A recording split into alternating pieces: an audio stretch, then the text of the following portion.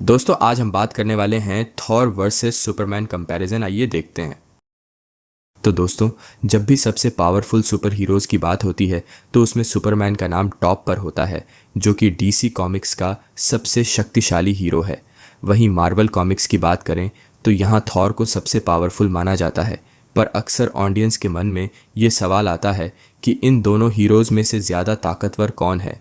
इसीलिए आज मैं थॉर और सुपरमैन का कंपैरिजन करूंगा और बताऊंगा कि इन दोनों हीरोज़ में से ज़्यादा पावरफुल कौन है। तो आइए देखते हैं। सुपरमैन और थॉर ना सिर्फ अलग अलग फ्रेंचाइजी के हीरो है, बल्कि वो काफ़ी अलग टाइप के कैरेक्टर भी है। मतलब जहाँ सुपरमैन एक एलियन है, वहीं थॉर एक गॉड है। इसीलिए इनकी पावर्स और पावर लेवल बहुत डिफरेंट है। तो इन दोनों कैरेक्टर का कंपैरिजन शुरू करने से पहले हम सेपरेटली इनकी पावर्स जान लेते हैं। सबसे पहले बात करते हैं थॉर की। थॉर नॉर्थ माइथोलॉजी का एक गॉड है जिसके पास कई सारी शक्तियां हैं। उसकी सबसे पहली और बेसिक पावर है सुपर ह्यूमन स्ट्रेंथ। एक एसगार्डियन और ऑडियन का बेटा होने की वजह से थॉर बहुत ज़्यादा ताकतवर है। वो अपनी शक्ति से कई खतरनाक मॉन्स्टर्स और रोबोट्स को आसानी से हरा सकता है। थॉर ने अकेले ही डिस्ट्रॉयर को मार दिया था, जो कि एसगार्ड का एक मैजिकल गार्ड था।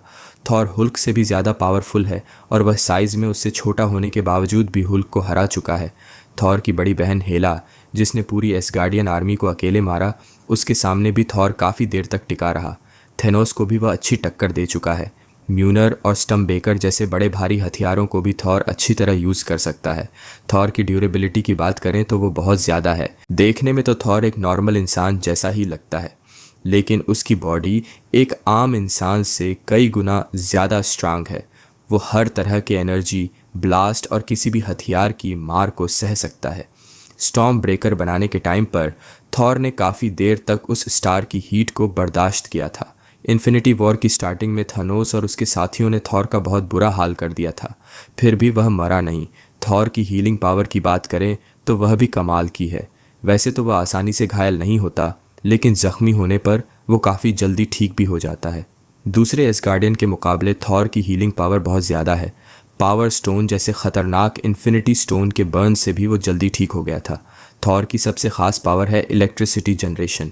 वो न सिर्फ आसमान से बिजली गिरा सकता है, बल्कि वह खुद भी बिजली पैदा कर सकता है।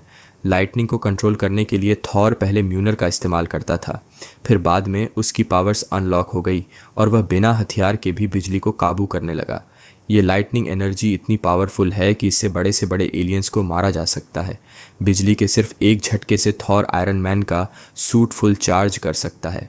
इसके अलावा थॉर मौसम को भी कंट्रोल कर सकता है। वो जब चाहे बारिश करा सकता है और तूफान भी ला सकता है। थॉर के पास मैजिकल पावर्स भी है।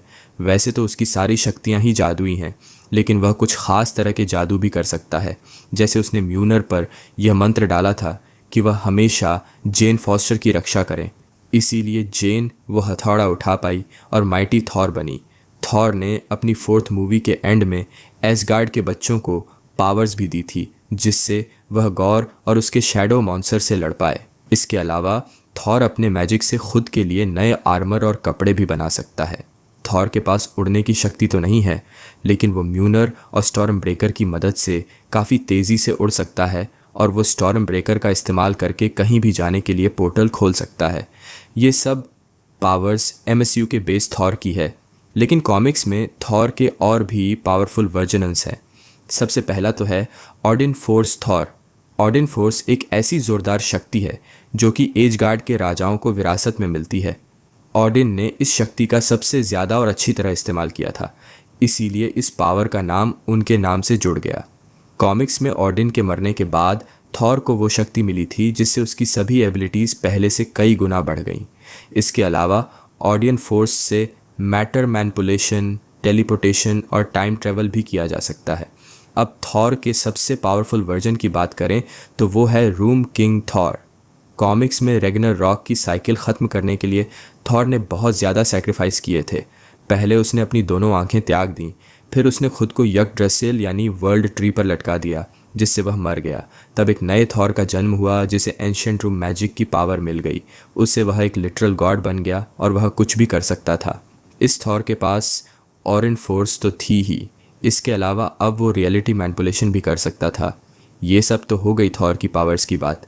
अब देखते हैं सुपरमैन की शक्तियाँ। कार्ल या क्लार्क केंट, जो कि क्रिप्टॉन का आखिरी वारिस है, उसके पास कई सारी पावर्स है जो कि किसी जादू या चमत्कार की वजह से नहीं है, बल्कि क्रिप्टॉन प्लैनेट के सभी लोगों की बॉडी ऐसी है जो कि उस एनवायरनमेंट में ज़्यादा ग्रो नहीं हो पाती। क्रिप्टॉन का सन बहुत वीक है और वहाँ की ग्रेविटी काफ़ी ज़्यादा है। उसके कंपेयर में अर्थ का सन बहुत ब्राइट और पावरफुल है, जिससे उन एलियंस को एनर्जी मिलती है, और ऊपर से यहाँ की ग्रेविटी भी काफ़ी कम है, जिससे वो यहाँ उड़ पाते हैं। सुपरमैन अपने ग्रह के दूसरे लोगों के मुकाबले ज़्यादा शक्तिशाली है, क्योंकि वो कई साल तक पृथ्वी पर रहा है और उसकी बॉडी ने बहुत ज़्यादा सोलर रेडिएशन ऑब्जॉर्ब किया है, जिससे वह बेहद पावरफुल बन गया है। उसकी बेसिक पावर है सुपर ह्यूमन स्ट्रेंथ। कार्लेल की ताकत की कोई हद नहीं है। आम इंसानों को तो वह चींटियों की तरह मसल सकता है। वो बड़े बड़े टैंक्स और बिल्डिंग को उठाकर तोड़ सकता है। वहीं कॉस्मिक आर्मर सुपरमैन मल्टीवर्स से परे है। वो पूरे नैरेटिव को अपने हिसाब से बदल सकता है और किसी भी सिचुएशन के मुताबिक खुद को एडप्ट कर सकता है। तो भले ही थॉर के फैंस को ये बात बुरी लगे, लेकिन सच तो यही है कि सुपरमैन थॉर से ज्यादा पावरफुल है। तो दोस्तों, यह था सुपरमैन और थॉर का कंपैरिजन। अगर आपको ये वीडियो अच्छी लगी हो तो इसे लाइक और शेयर ज़रूर करिए, और ऐसी ही इंटरेस्टिंग वीडियोस देखने के लिए सब्सक्राइब कीजिए हमारा चैनल और इस बेल आइकॉन को दबाइए ताकि आपको हमारी वीडियोस सही टाइम पर मिल सके।